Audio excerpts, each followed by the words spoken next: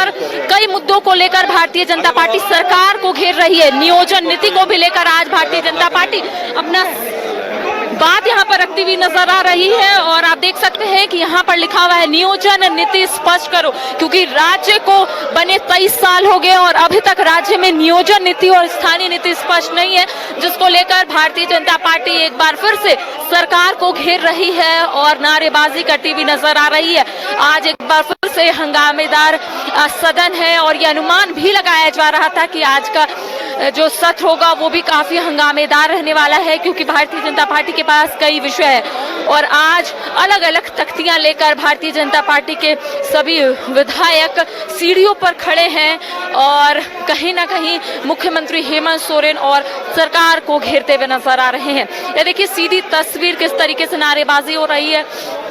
और आप देख सकते हैं बीजेपी के सभी विधायक फिलहाल यहाँ पर मौजूद है। और इससे पहले हमने हजारीबाग सदर विधायक मनीष जायसवाल से भी बातचीत की थी। उन्होंने पोशाक घोटाला का मामला जो है आज उठाया और दूसरी ओर आप देख सकते हैं कि नियोजन नीति स्पष्ट करने के साथ साथ महिला अत्याचार के दोषियों पर कार्रवाई सुनिश्चित करो। इसके साथ ही आप देख सकते हैं बिरंचू नारायण के हाथ में जो तख्ती है उसमें है राज्य के प्रशिक्षित युवाओं के लिए जेटेट परीक्षा जल्द करो, क्योंकि जेटेट परीक्षा राज्य में सिर्फ 2 बार ली गई है और एक बार 2013, दूसरी बार 2016। 2016 के बाद जेटेट की परीक्षा अभी तक नहीं हुई है, जिसको लेकर एक बार फिर से बीजेपी सरकार को घेरने से भी नहीं हट रही है। कई लोगों से बातचीत करेंगे, लेकिन इससे पहले आप देख सकते हैं किस तरीके से यहाँ पर लगातार नारेबाजी की जा रही है।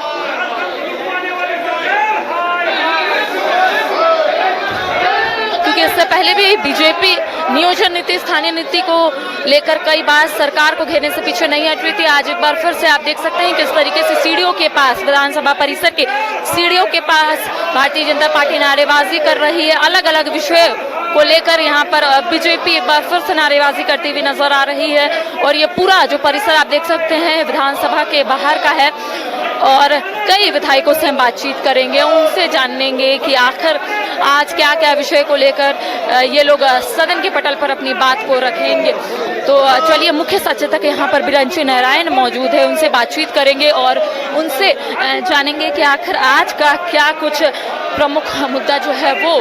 रहने वाला है। फिलहाल देखिए किस तरीके से नारेबाजी यहाँ पर हो रही है। ये पूरा परिसर आप देख सकते हैं विधानसभा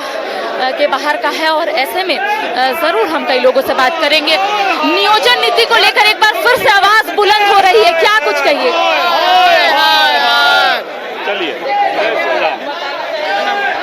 तो देखिए और भी कई विधायकों से बातचीत करेंगे, उनसे जानेंगे, लेकिन फिलहाल देख सकते हैं अलग अलग तख्तियों को लेकर अलग अलग जो विधायक है वो फिलहाल यहाँ पर मौजूद है। मुख्य सचेतक बिरंचू नारायण भी यहाँ पर मौजूद है, उनसे भी बातचीत करेंगे क्योंकि उन्होंने जो तख्ती यहाँ पर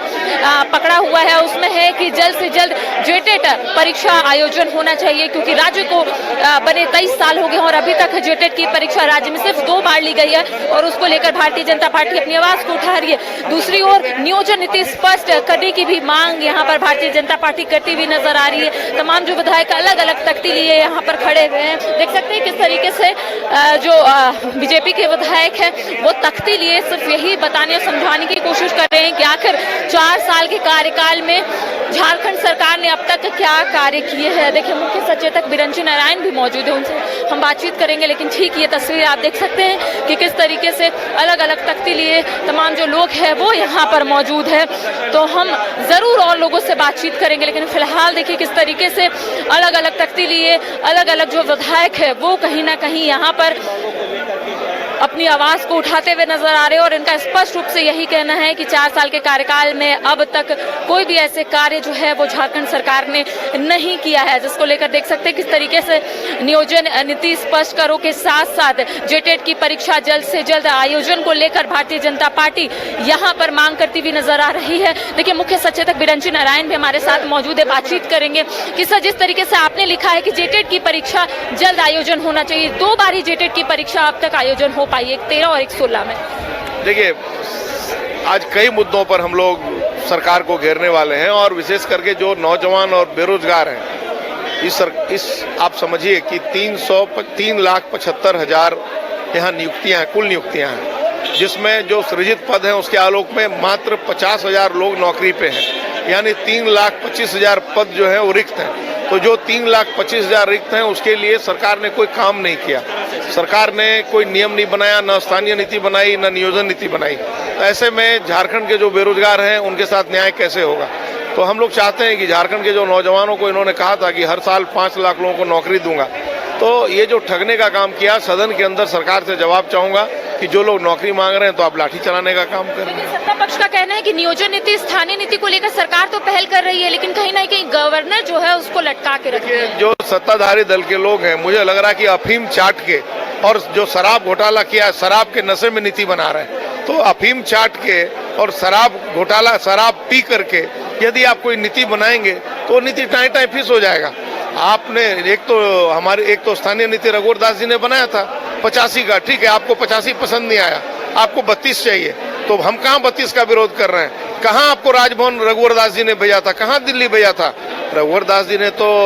न दिल्ली भेजा न राजभवन भेजा, सिंपल ऑर्डिनेंस लाया, लागू कर दिया। तो आपको क्या परेशानी है, आप भी ऑर्डिनेंस ला के लागू करिए, हम विरोध करेंगे तब ना। तो ये सरकार निकम्मी है, ये फ्रॉड सरकार है, ठगने का काम कर रही है, सिर्फ जन भावना को उभारने का काम कर रही है, इसके अलावा कुछ भी नहीं कर रही है। बिरंची नारायण ने स्पष्ट रूप से कहा है कि सरकार सिर्फ छलने का काम कर रही है, ये सरकार सिर्फ युवाओं को ठगने का काम कर रही है, सरकार को कोई भी कार्य नहीं करना है। जिस तरीके से भारतीय जनता पार्टी एक सवाल खड़े किया था कि अगले साल चुनावी वर्ष आ जाएगा और सरकार कोई भी कार्य नहीं कर पाएगी, और आप देख सकते हैं इनका स्पष्ट रूप से कहना बिरंची नारायण का कि जेटेट की परीक्षा अब तक आयोजन नहीं हो पाई है। 2 बार ही जेटेट की परीक्षा जो है वो राज्य में हो पाई है, एक बार 2013 में, दूसरी बार 2016 में, जिसको लेकर बिरंची नारायण ने स्पष्ट रूप से कहा है कि 4 साल के कार्यकाल पूरे हो गए हैं, लेकिन अब तक यहाँ के युवाओं को नियुक्ति नहीं मिल पाई है, यहाँ के युवाओं को रोजगार नहीं मिल पाया है। तो चलिए, और भी कई विधायक हैं, उनसे हम जुड़ेंगे, उनसे जानने की कोशिश करेंगे कि आखिर किन किन विषयों को लेकर आज भारतीय